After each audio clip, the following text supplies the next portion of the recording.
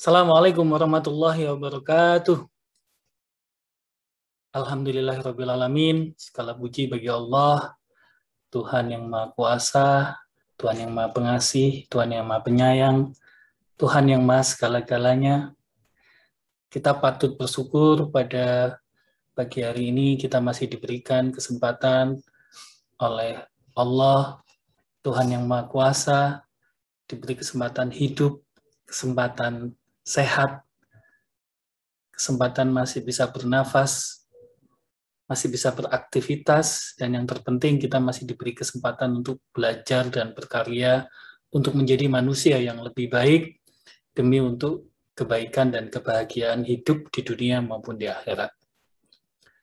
Sobat mahasiswa sekalian, pada pagi hari ini kita akan masuk pada perkuliahan perencanaan tenaga kerja pada pertemuan yang keempat.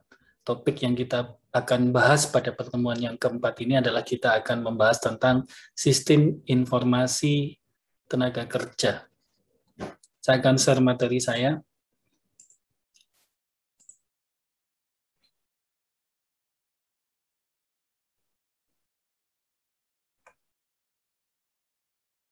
Baik, para mahasiswa sekalian, pada sistem informasi perencanaan tenaga kerja, di mana ini merupakan kelanjutan dari apa yang sudah kita bahas sebelumnya. Jadi kita telah belajar tentang apa itu perencanaan tenaga kerja, kemudian bagaimana proses tenaga kerja, bagaimana model dan jenis daripada perencanaan tenaga kerja. Nah, pada topik kali ini di pertemuan yang keempat kita akan membahas tentang sistem informasi tenaga kerja. Nah, apa sih sebetulnya sistem informasi tenaga kerja itu sendiri? Jadi sistem informasi tenaga kerja itu adalah merupakan satu keseluruhan, dalam arti semua subsistem atau komponen yang membentuk sistem informasi, jadi satu kesatuan atau keseluruhan yang tersusun sinkronisasi secara kompleks. Jadi kalau kita ngomong sebuah sistem, berarti di situ ada satu keterkaitan, satu kesatuan antar informasi, antar data, antar kepentingan, kemudian antar aktivitas yang kemudian disinkronkan menjadi sesuatu yang kompleks, tapi kemudian dijadikan sebagai salah satu sistem untuk sesuai dengan kebutuhan yang dibutuhkan di dalam pengambilan keputusan. Biasanya kalau kita ngomong suatu sistem, itu disajikan dalam bentuk model dan biasanya dipresentasikan secara nyata dan direncanakan, dan yang paling penting adalah selalu terkait dengan mencakup input, kemudian proses, dan output yang dihasilkan.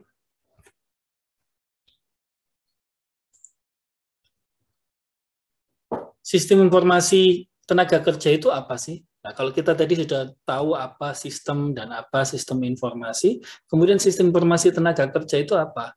Berarti terkait dengan definisi sebelumnya, sistem informasi tenaga kerja di sini adalah merupakan sebuah sistem yang berisi tentang informasi sebagai interpretasi dari data-data tentang tenaga kerja. Biasanya data-data tentang tenaga kerja itu tentang apa? Jadi yang pertama adalah informasi mengenai karakteristik kepribadian daripada tenaga kerja, jenis dan tingkat keterampilan atau keahliannya, kemudian kemampuan pimpinannya, prestasi kerjanya, dan lain-lain yang kemudian didokumentasikan baik secara individual maupun dalam suatu database ya. Data dan informasi itu secara keseluruhan diperoleh melalui proses penghimpunan. Ini temannya tadi ketika ngomong sistem, maka di situ ada input, ada proses, ada output. Jadi input itu menghimpun atau mencatat, kemudian mengklasifikasikan, kemudian diproses, menganalisis, menyimpan, mengatur, mengembangkan, dan memelihara agar selalu siap dipergunakan dalam mengambil keputusan tentang tenaga kerja yang berhubungan dengan pelaksanaan operasional organisasi dari sebuah organisasi atau perusahaan. Nah, apa saja sih data dan informasi di dalam sistem informasi tenaga kerja? Jadi data informasi di dalam sistem informasi tenaga kerja itu meliputi yang pertama adalah data informasi formal. Di sini bisa berupa formulir lamaran, ijazah, riwayat hidup, rekomendasi, surat-surat penghargaan, piagam, dan lain-lain. Kemudian data yang menyangkut hasil tes interview pada waktu diterima, dan hasil pelatihan sebelum penempatan, serta informasi berupa interpretasi mengenai semua data-data tersebut. Kemudian di dalam sistem informasi tenaga kerja, di situ juga ada analisis pegawai atau workforce analysis. Kemudian secara periodik, analisis pegawai ini harus diperbarui agar up to date. Kemudian yang keempat adalah data tentang penilaian kinerja atau job performance appraisal, di mana berdasarkan data kinerja itulah kemudian nanti perusahaan atau organisasi bisa mendapatkan informasi yang tepat tentang performa daripada tenaga kerja, apakah memenuhi kualifikasi atau requirement dari jabatan atau desain jabatan yang dibutuhkan. Kemudian yang selanjutnya, yang kelima adalah data informasi informal dari tenaga kerja. Biasanya itu menyangkut keluarga, hobi, dan catatan-catatan lainnya. Data informasi informal ini memang terkesan kadang-kadang tidak penting, tapi ternyata banyak hasil riset, termasuk saya pribadi pernah melakukan sebuah riset bahwa keberadaan informasi informal dari seorang tenaga kerja itu amat sangat berpengaruh terhadap kinerja produktivitasnya, baik itu produktivitas pegawai maupun kinerja keuangan yang terkait dengan integritas dan bagaimana seorang pegawai itu bisa diberikan kewenangan terkait dengan finansial. Jadi ini penting. Ternyata ketika perusahaan atau organisasi memiliki data informal yang baik, itu bahkan perusahaan bisa menempatkan tenaga kerja tidak hanya secara tepat dan sesuai dengan pekerjaan yang tepat pada waktu yang tepat, tapi juga bisa menempatkan tenaga kerja dengan integritas yang tepat. Kemudian kalau kita bicara tentang jenis data informasi dalam sistem informasi tenaga kerja itu, kalau misalnya dalam fitur-fiturnya apa saja sih? Dalam fitur sistem informasi tenaga kerja itu, yang pertama adalah menyangkut data informasi pribadi, ini biasanya biodata, kemudian data informasi tentang kemampuan kerja, data tentang tes kepribadian, kemudian data informasi tentang pengalaman kerja, data informasi tentang prestasi kerja, kemudian data informasi mengenai kesehatan, kemudian data informasi tentang gaji dan penghasilan lainnya, serta data informasi tentang mungkin sanksi, hukuman, kedisiplinan, atau perselisihan perburuan, dan lain-lain. Ini penting untuk bisa memetakan atau membantu perusahaan, khususnya Departemen Tenaga Kerja atau Departemen HRD-nya, atau Departemen Human Capital-nya untuk melakukan mind mapping power daripada sumber daya manusianya atau tenaga kerjanya. Kemudian bagaimana sebuah data-data yang ada kemudian itu dikelola di dalam sistem informasi tenaga kerja. Jadi data informasi di dalam sistem informasi tenaga kerja itu dapat digunakan untuk melaksanakan kegiatan perencanaan tenaga kerja. Jika ada sistem informasi tenaga kerja, ini amat sangat membantu proses aktivitas dari perencanaan tenaga kerja, sebagaimana mata kuliah yang kita pelajari pada kali ini ya. Jadi mata kuliah kita adalah perencanaan tenaga kerja. Berarti peran sistem informasi tenaga kerja untuk bisa menciptakan perencanaan tenaga kerja secara efektif dan efisien itu amat sangat penting. Karena ini juga menyangkut tentang bagaimana menetapkan suplai daripada tenaga kerja internal sebagai usaha untuk menggunakan tenaga kerja yang dimiliki, supaya kita tahu apakah kita ini kelebihan secara kuantiti atau juga kita tenaga kerja yang ada itu secara quality atau requirement yang ada berdasarkan jabatan yang ada itu bisa memenuhi. Nah, sehingga dengan adanya itu maka kita bisa menciptakan efisiensi baik dari sisi waktu maupun biaya untuk mendapatkan tenaga kerja yang tepat, cepat, dan memiliki integritas yang baik ya. Kemudian data informasi yang ada itu juga bisa digunakan tidak hanya untuk menentukan perencanaan tenaga kerja, tapi ini juga bisa digunakan untuk merumuskan kualifikasi jabatan pekerjaan yang ada di dalam struktur organisasi. Sebagaimana yang kita bahas sebelumnya bahwa strategi perencanaan tenaga kerja ini amat sangat terkait dengan strategi manajemen sumber daya manusianya, departemen sumber daya manusianya. Nah, strategi departemen sumber daya manusia ini amat sangat terkait dengan strategi bisnis. Jadi kalau kita ngomong strategi bisnis, kemudian berdasarkan strategi bisnis itu, kemudian dibuatlah struktur organisasi. Lah, struktur organisasi itu sebetulnya adalah bagian dari jabatan-jabatan yang menjamin bahwa nanti aktivitas-aktivitas yang dilakukan oleh organisasi, baik secara unit, secara departemen, maupun secara personal, secara individu, itu dapat menjamin tercapainya, terlaksananya strategi bisnis perusahaan untuk mencapai tujuan dan sasaran perusahaan.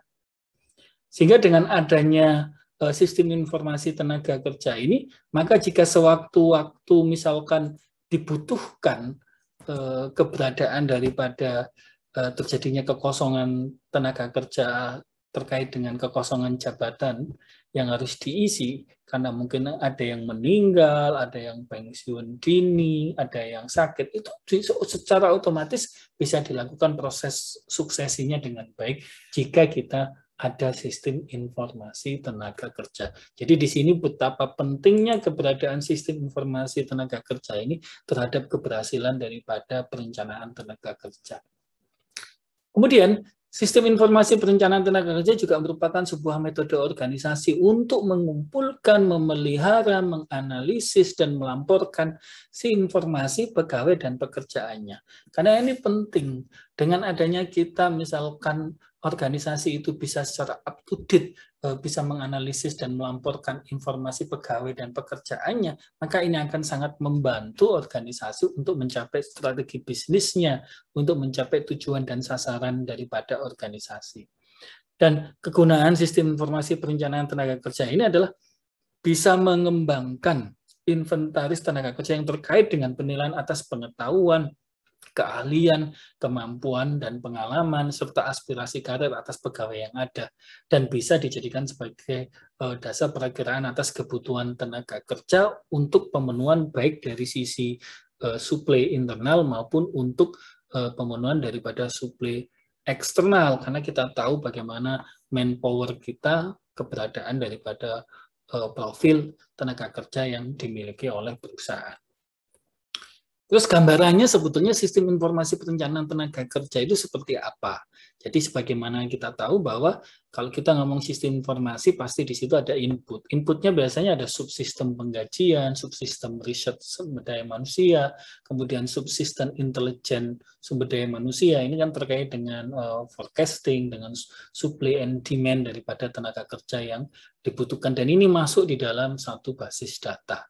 Nah, kemudian berdasarkan basis data tersebut, ada sumber lain yang kemudian dijadikan sebagai satu informasi untuk subsistem perencanaan SDM, kemudian subsistem perekrutan, subsistem kompensasi dan tunjangan, subsistem angkatan kerja, kemudian subsistem pelaporan lingkungan, dan ini sifatnya feedback.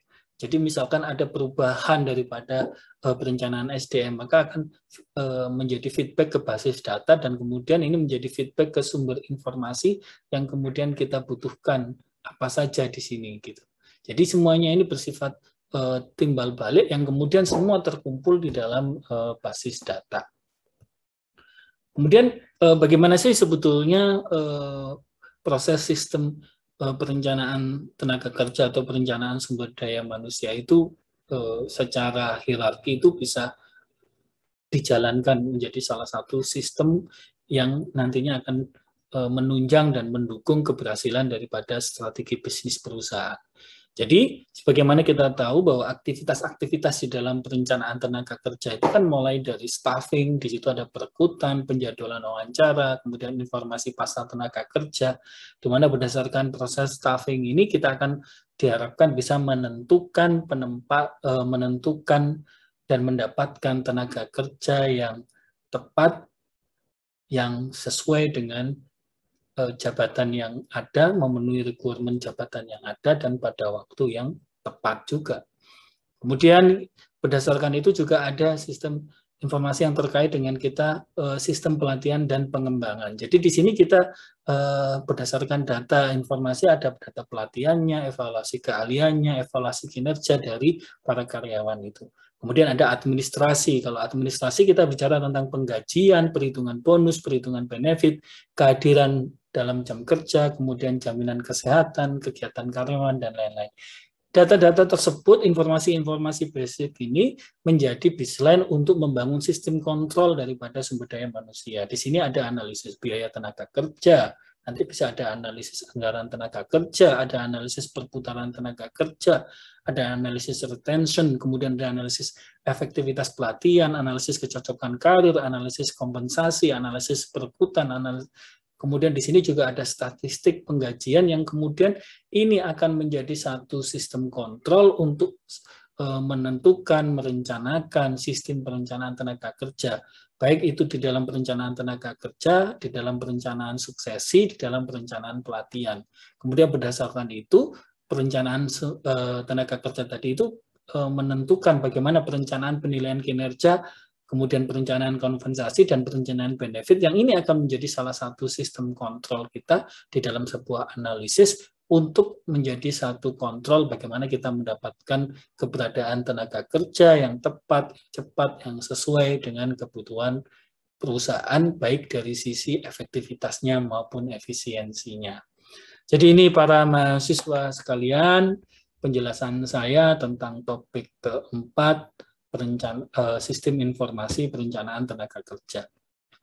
Untuk itu, dari apa yang sudah saya jelaskan, kita lanjutkan nanti kuliah kita melalui diskusi di e-learning.